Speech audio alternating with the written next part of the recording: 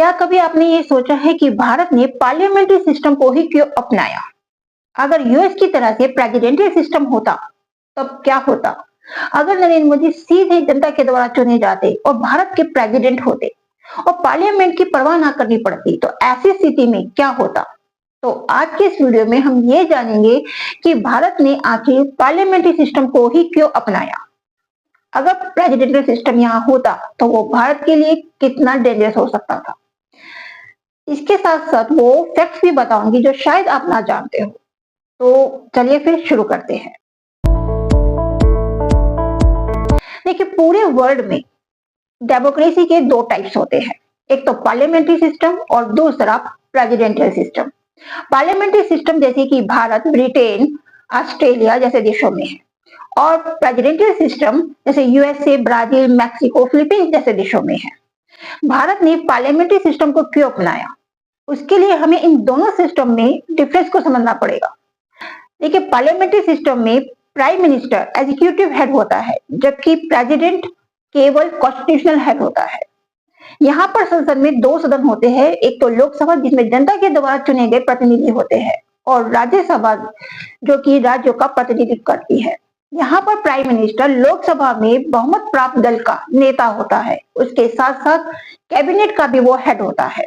यहाँ पर सरकार जो होती है वो संसद के प्रति आंसरेबल होती है, उन्हें वहां पर जवाब देना पड़ता है। अगर हम प्रेसिडेंशियल सिस्टम की बात करें तो वहां पर प्रेसिडेंट सीधे जनता के द्वारा चुना जाता है, और वो हेड ऑफ स्टेट और हेड ऑफ गवर्नमेंट दोनों होता है।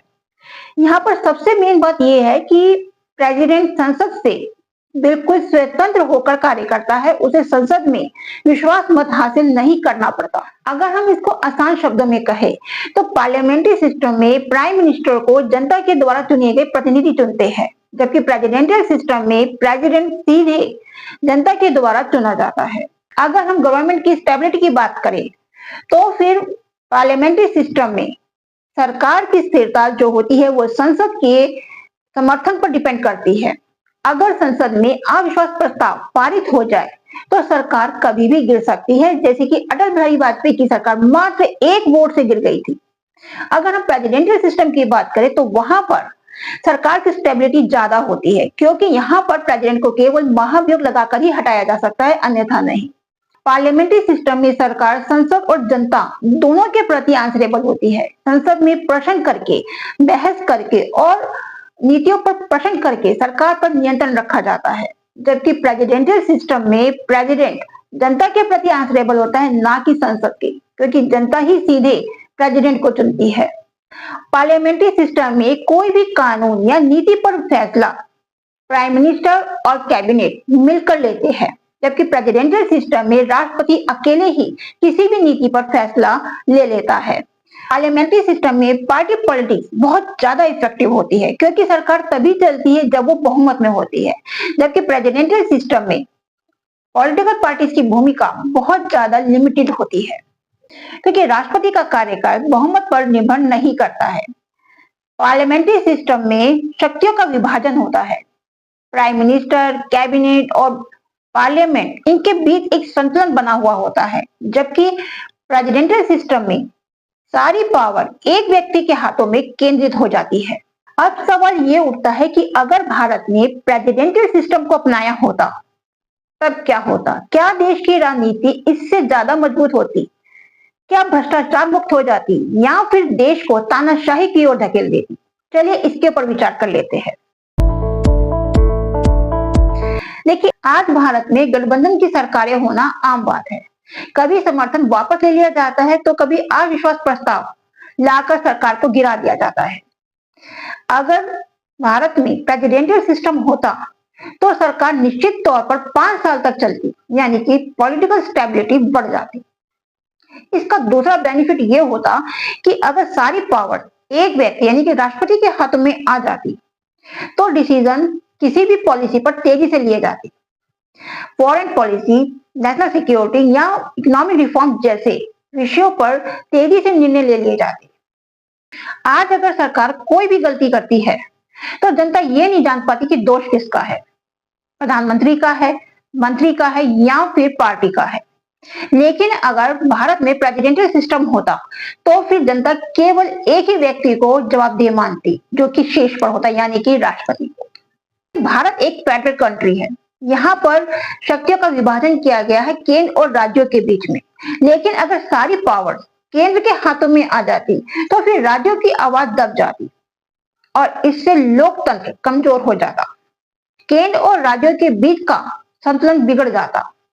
पार्लियामेंट्री सिस्टम में कलेक्टिव डिबेट होती है, विपक्ष की भूमिका सबसे अहम होती है, जबकि प्रेसिडेंशियल सिस्टम में सत्ता का केंद्र केवल एक व्यक्ति होता है और अगर वही पावर हंग्री हो जाए या फिर भ्रष्ट निकल जाए तो फिर लोकतंत्र धीरे धीरे तानाशाही की ओर बढ़ जाता है।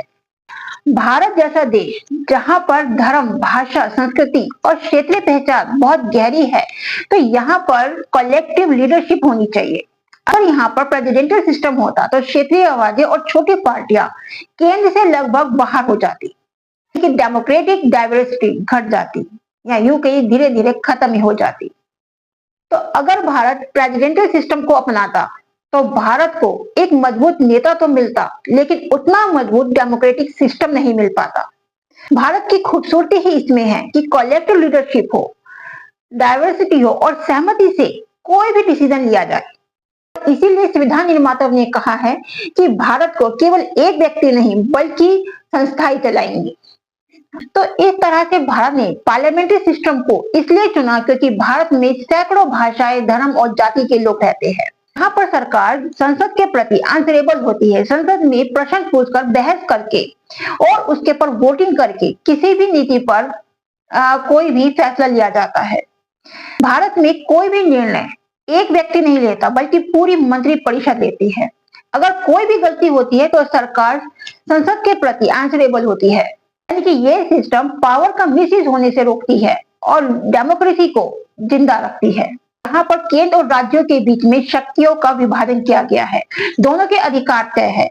राज्यसभा में राज्यों की आवाज उठती है तो फिर लोकसभा में जनता की। इस सिस्टम में ना तो केंद्र हावी होता है और ना ही राज्य, यानी दोनों के बीच में संतुलन बना रहता है। पार्लियामेंट्री सिस्टम में जनता के प्रतिनिधि हर बिल, हर नीति पर चर्चा करते हैं और विपक्ष खुलकर सरकार से सवाल पूछता है।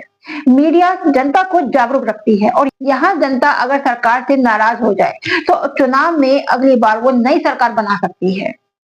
अगर संसद में सरकार बहुमत खो दे तो तुरंत अविश्वास प्रस्ताव लाकर सत्ता बदली जा सकती है। इससे देश में सत्ता का परिवर्तन बहुत ही शांतिपूर्ण तरीके से संभव है और यही लोकतंत्र है। भारत को एक सुपर लीडर की जरूरत नहीं है बल्कि एक ऐसे लीडर की जरूरत है जो कि जिम्मेदार हो, तो जनता के प्रति आंसरेबल हो और उसकी पावर संविधान से नियंत्रित होती हो। और यही पार्लियामेंट्री सिस्टम की ताकत है, जहां पर संविधान सर्वोच्च होता है, ना कि कोई व्यक्ति। तो इसीलिए भारत ने पार्लियामेंट्री सिस्टम को ही अपनाया, ना कि प्रेसिडेंशियल सिस्टम को।